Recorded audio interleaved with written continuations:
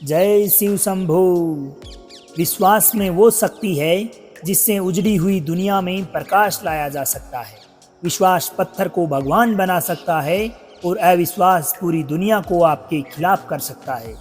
नमस्कार दोस्तों, मैं आपका मित्र सांवर चौधरी आप सभी भक्तगणों का इस महाशिव पुराण कथा सार के पावन वीडियो में हार्दिक स्वागत करता हूँ। दोस्तों, हमारा महाशिव पुराण कथा श्रवण का आज ये 7वां दिवस है। दोस्तों, इससे पूर्व के वीडियो में हम लोगों ने चर्चा की थी कि किस प्रकार से हिमवान की पुत्री पार्वती शिव शंकर की सेवा में तल्लीन होती है। अब आज के इस वीडियो में हम बात करेंगे तारकासुर के आख्यान के बारे में। तो चलिए आज के इस वीडियो को शुरू करते हैं। अब उसी समय महापराक्रमी तारकासुर से अत्यंत पीड़ित इंद्र आदि देवताओं तथा मुनियों ने उन रुद्र के साथ भगवती कालिका का काम भाव से योग कराने के लिए ब्रह्मा जी की आज्ञा से कामदेव को आदर पूर्वक वहां भेजा। अब कामदेव ने वहां जाकर अपने समस्त उपाय लगाए, परंतु शिव कुछ भी विक्षुब्ध नहीं हुए और उन्होंने उसे भस्म कर दिया। आगे के अध्यायों में नारद जी के पूछने पर ब्रह्मा जी तारकासुर की उत्पत्ति तथा शंकर जी द्वारा कामदेव को भस्म करने एवं अनुग्रह करने की कथा का विस्तार पूर्वक वर्णन करते हैं, जिसका संक्षेप इस प्रकार से है। कश्यप की सबसे बड़ी पत्नी का नाम था दिति। उसके 2 पुत्र हुए, एक का नाम था हिरण्याक्ष और दूसरे का नाम था हिरण्याकशिपु। अब भगवान विष्णु ने वराह एवं नरसिंह रूप धारण कर उन दोनों का वध कर दिया। तत्पश्चात देवगण निर्भय एवं सुखी रहने लगे। इससे दिति दुखी हुई और वह कश्यप की शरण में गई तथा उनकी सेवा कर पुनः गर्भ धारण किया। देवराज इंद्र ने अवसर पाकर उसके गर्भ में प्रविष्ट होकर उसके गर्भ के टुकड़े टुकड़े कर दिए। अब उसके गर्भ से 49 पुत्र प्राप्त हुए। वे सभी पुत्र मरुत नाम के देवता हुए और स्वर्ग को चले गए। दिति ने पुनः तपस्या कर गर्भ धारण किया और देवताओं के समान बलवान वज्रांग नाम के पुत्र को जन्म दिया। वह जन्म से महाप्रतापी और बलवान था। इसकी पत्नी का नाम था वरांगी। इनसे एक महाप्रतापी असुर का जन्म हुआ जिसका नाम था तारकासुर। तारकासुर ने अपनी माता से आज्ञा प्राप्त कर घोर तपस्या प्रारंभ कर दी। उसकी तपस्या से प्रसन्न होकर ब्रह्मा जी वर देने को प्रकट हुए। तारकासुर ने ब्रह्मा जी से वर मांगते हुए कहा कि हे महाप्रभु, आपके बनाए हुए समस्त लोक में कोई भी पुरुष मेरे समान बलवान नहीं होना चाहिए और शिवजी के वीर्य से उत्पन्न हुआ पुत्र देवताओं का सेनापति बनकर जब मेरे ऊपर अस्त्र प्रहार करे तब मेरी मृत्यु हो। इसके अनंतर वह दुरात्मा असुर तीनों लोकों को अपने अधीन कर स्वयं इंद्र बन बैठा। उनसे पीड़ित हुए समस्त इंद्रादि देवगण अनाथ तथा अत्यंत व्याकुल होकर ब्रह्मा के पास आए। अब उन सब ने ब्रह्मा जी से प्रार्थना कर अपना कष्ट उन्हें सुनाया। तब ब्रह्मा जी बोले कि हे देवताओं, मेरे वरदान से ही वह असुर इतना बलवान हुआ है।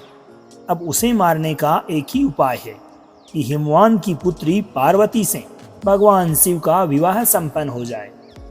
भगवान शंकर तपस्या में लीन हैं। किसी भी प्रकार से उनकी तपस्या भंग हो जाए एवं वे सकाम होकर शिव की अभिलाषा करें, ऐसा उपाय करना चाहिए। आगे आता है दोस्तों काम दहन। तारकासुर से अत्यंत पीड़ित हुए इंद्र ने कामदेव का स्मरण किया तथा उससे मित्रवत निवेदन किया कि हे काम, इस प्रकार का उपाय करना चाहिए जिससे कि चित्त को वश में रखने वाले शिव की अभिरुचि पार्वती में हो जाए। कामदेव ने इंद्र के वचनों को स्वीकार करते हुए उन्हें पूरी तरह से आश्वस्त कर दिया। इसके अनंतर वह अपनी पत्नी रति तथा मित्र वसंत को साथ लेकर शिव शंकर के पास पहुंचे। कामदेव ने भगवान शंकर पर अपने सभी अमोघ अस्त्रों का प्रयोग किया, परंतु भगवान शिव पर उनके अस्त्रों का कोई प्रभाव नहीं पड़ा और उनके ललाट के मध्य में स्थित तीसरे नेत्र से क्रोधाग्नि प्रकट हो गई, जिससे कामदेव वहीं जलकर भस्म हो गया। कामदेव के भस्म हो जाने पर रति अत्यंत दुखी होकर विलाप करने लगी। रति का दुख देखकर देवतागण भगवान शिव से अत्यंत कातर होकर उसका दुख दूर करने की प्रार्थना करने लगे।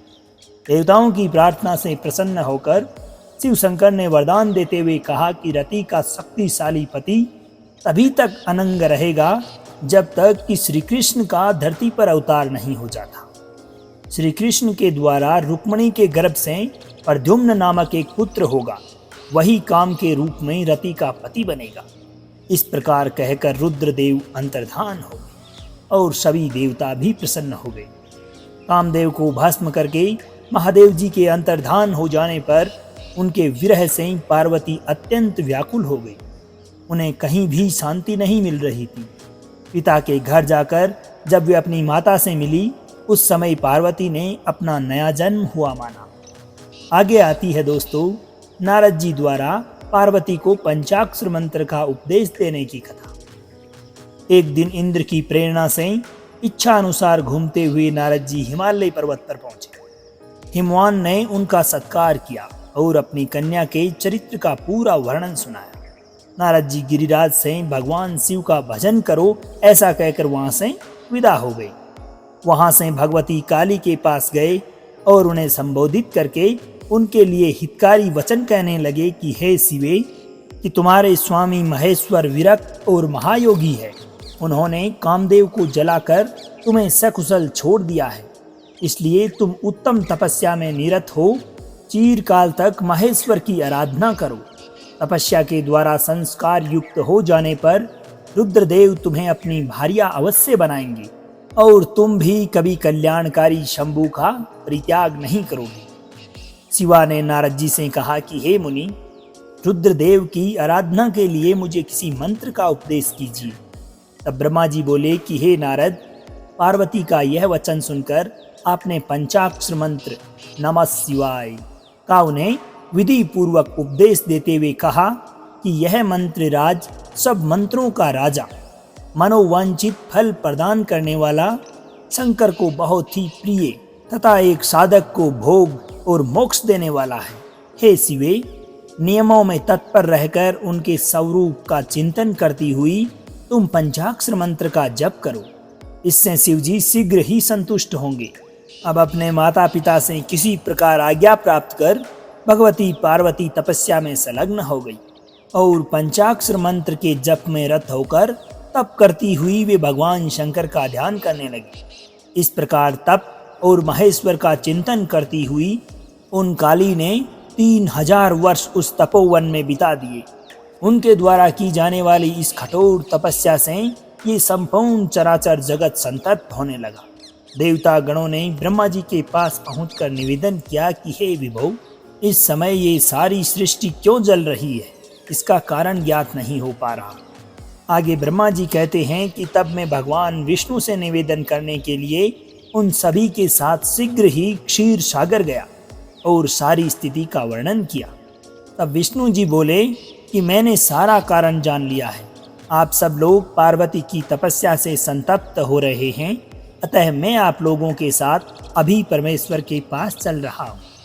इसके पश्चात आता है दोस्तों शंकर द्वारा विवाह की स्वीकृति का प्रसंग। इसके अनंतर ब्रह्मा एवं विष्णु सहित सभी देवता पार्वती के तप की प्रशंसा करते हुए वहां पहुंच गए जहां वृषध्वज महादेव थे। अब उन सभी ने शिवजी को प्रणाम कर उनकी स्तुति की। तब वहां नंदिकेश्वर ने भगवान शिव से कहा कि हे प्रभु, देवता और मुनि संकट में पड़कर आपकी शरण में आए हैं। नंदी के इस प्रकार सूचित करने पर भगवान शंभु ने अपने आप समाधि से विरत होकर विष्णु, ब्रह्मा एवं समस्त देवताओं से आने का कारण पूछा। भगवान विष्णु ने कहा कि हे शंभु, तारकासुर ने देवताओं को महान कष्ट प्रदान किया है, यही बताने के लिए सब देवता यहाँ आए हैं। भगवान, आपके औरस पुत्र से ही तारक दैत्य मारा जा सकेगा और किसी प्रकार से नहीं। आप कृपा कर गिरिराज हिमवान की पुत्री गिरिजा का पाणी ग्रहण करें। श्री विष्णु का ये वचन सुनकर भगवान शंकर ने ब्रह्मा, विष्णु तथा देवताओं और मुनियों को निष्काम धर्म का उपदेश दिया। तदंतर भगवान शंभु पुनः ध्यान में निमग्न हो गए। परमेश्वर शिव को ध्यानमग्न देखकर उन्होंने नंदी की सहमति दी। नंदी ने पुनः दीन भाव से स्तुति करने के लिए कहा। वे सभी देवगण दीन भाव से पुनः स्तुति करने लगे। भगवान विष्णु ने पुनः निवेदन किया, हे सुखदायक भगवान शंकर, हम सब देवताओं को तारकासुर से अनेक प्रकार का कष्ट प्राप्त हो रहा है। आपके लिए ही देवताओं ने गिरिराज हिमालय से शिवा की उत्पत्ति कराई है। शिवा के गर्भ से आपके द्वारा जो पुत्र उत्पन्न होगा उसी से तारकासुर की मृत्यु होगी, अन्य दूसरे किसी उपाय से नहीं। नारद जी की आज्ञा से पार्वती कठोर तपस्या कर रही है। उनके तेज से समस्त त्रिलोकी आच्छादित हो गई है। इसलिए हे परमेश्वर, शिवा को स्वीकार कर सबका दुख मिटाइए। मेरे तथा देवताओं के हृदय में आपके विवाह का उत्सव देखने के लिए बड़ा भारी उत्साह है। अतः आप यथोचित रीति से विवाह कीजिए। ब्रह्मा जी कहते हैं कि नारद, ऐसा कहकर उन्हें प्रणाम करके विष्णु आदि सभी देवता और महर्षियों ने पुनः उनकी स्तुति की। भक्तों के अधीन रहने वाले भगवान शंकर ने और युक्ति पूर्वक निषेध वचन कहा, परंतु साथ ये भी कहा कि जब जब भक्तों पर कहीं कोई विपत्ति आती है तब मैं तत्काल उनके सारे कष्ट हर लेता हूँ। तारकासुर से तुम सब लोगों को जो दुख प्राप्त हुआ है उसे मैं जानता हूँ, उसका मैं निवारण करूँगा। यद्यपि मेरे मन में विवाह करने की कोई रुचि नहीं है, तथापि मैं पुत्रोत्पादन के लिए गिरिजा के साथ विवाह करूँगा। तुम सब देवता अब निर्भय हो जाओ, अपने अपने घर चले जाओ, मैं तुम्हारा कार्य सिद्ध करूँगा। इस प्रकार दोस्तों, समस्त देवताओं, ऋषियों तथा मुनियों के आग्रह करने पर भगवान भोले शंकर विवाह के लिए राजी हो जाते हैं। दोस्तों, आज के इस वीडियो में बस यहीं तक जानेंगे। आगे आने वाले वीडियो में हम बात करेंगे सप्त ऋषियों द्वारा पार्वती के पद की परीक्षा लेने की कथा। उम्मीद है कि वीडियो आपको पसंद आई होगी। वीडियो को अपने अन्य सगे संबंधियों, दोस्तों तथा माताओं बहनों के साथ में भी जरूर शेयर करें, ताकि इस शिव पुराण कथा सार से मिलने वाले लाभ को वो भी ग्रहण कर सकें। तो दोस्तों, अब आज्ञा दीजिए आपके मित्र सामर चौधरी को। मिलते हैं अगले वीडियो के साथ। जब तक के लिए खुश रहिए, मुस्कुराते रहिए, जीवन में आगे बढ़ते रहिए और प्रेम से बोलिए श्री राधे राधे।